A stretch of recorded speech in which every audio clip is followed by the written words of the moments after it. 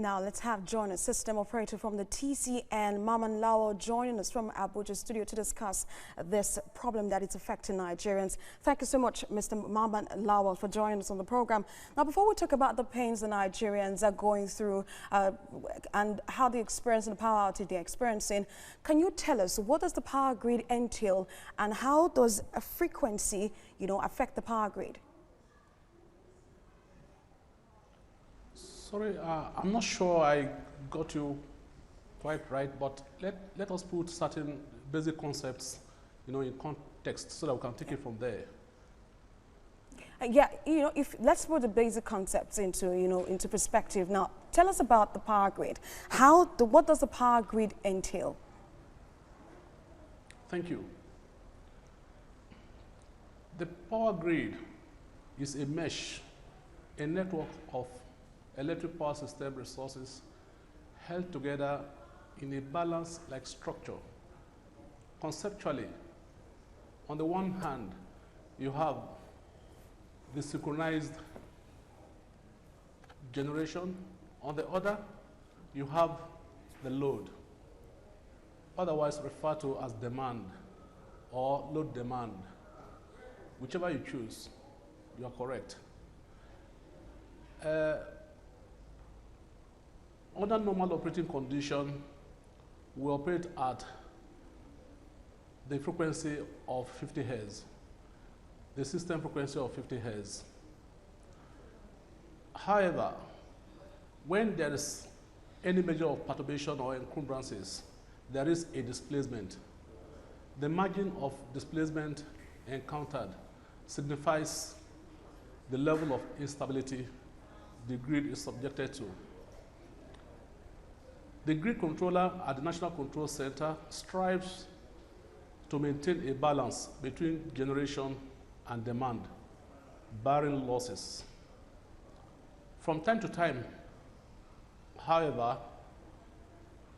there is a measure of mismatch and some measure of disequilibrium is set up in the course of grid operation. Also, we have the cycle of system operation states. We have the normal state, otherwise referred to as the transient state. We have the alert state, we have the emergency state, and we have the restorative state. But the operator strives to keep the power system within the normal state at all times. Because of the dynamics of grid generation and load uptake, the frequency does vary from time to time. And the operator seeks to put this in check, in most cases manually in our own climb, but ideally it is done largely through automated means, through the so-called load frequency control, which we still seek to attain in the course of time. All right. Thank you. Let's look at what TCN is doing to, control this power grid and to check out reliability and stability of the power grid. Let's look at what TCN is doing. Now, if you look at when the system collapses, how long does it take to get it back together and ensure that the power generation that Nigerians are getting is up to the minimum standard that it should be getting? All right. We'll again, seek to put this in context. The power grid network is affected by the generation, the transmission, and also by the distribution. Whatever happens at each level will necessarily impact on the integrity of the grid. So whenever we have system failure, it may be attributable to different causes. It could be precipitated by massive loss of distribution feeders, as we have experienced in recent time. It may be attributable also to sudden application of generation or loss of generation. Also, it may be attributed to multiple line trips. Any of this will affect the integrity of the power system network and culminate in a failure. So when we encounter, when we have system failure, it could be due to, varied precipitating factors, as I've strived to enumerate. Now, looking at the factors that you have enumerated, sometimes it takes about 2-3 days. Now, I asked you that, how long does it take to rectify the issues when you have a system collapse? How long does it take for the TCN to please, can I quickly address that? I didn't hear you. Right, okay. Yeah. Well, there's no specific, time limit. It has to do with the cost. It has to do with the topology of the power system network. It has to do with the integrity.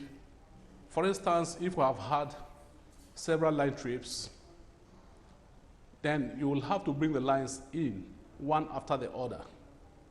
And it is done in a systematic fashion, such that the network is not perturbed, as we seek to build it up. So you start from the generating plant that has the capacity to provide the black start, and gradually you consolidate until you are able to restore to the full state. So as I said, it's a function of the grid topology at the inception of grid failure, so that there's no specific time limit, as we restore the grid whenever we have such failures. All right, Mr. Mamman, just before I let you go on the program, TCN has spoken about a lot of investments they have made to the DISCOs. Now, can you tell us about the investments that the TCN has made so far in investing in its own grid? Oh, yes. Several investments have been made, and these investments are actually driven by the power system transmission development master plan we have developed about a year ago. We have a checklist of several power system equipment that have been deployed and those that are being deployed. And you also have an outlook of what we intend to do in the coming months, in the coming years. My colleague, the head TSP, is available, is going to give a good, an exhaustive presentation on this as it comes on board. All right, thank you very much. Mr. Mamman Lawal, the system operator from the TCN, joined us from our Bauchi studio. Now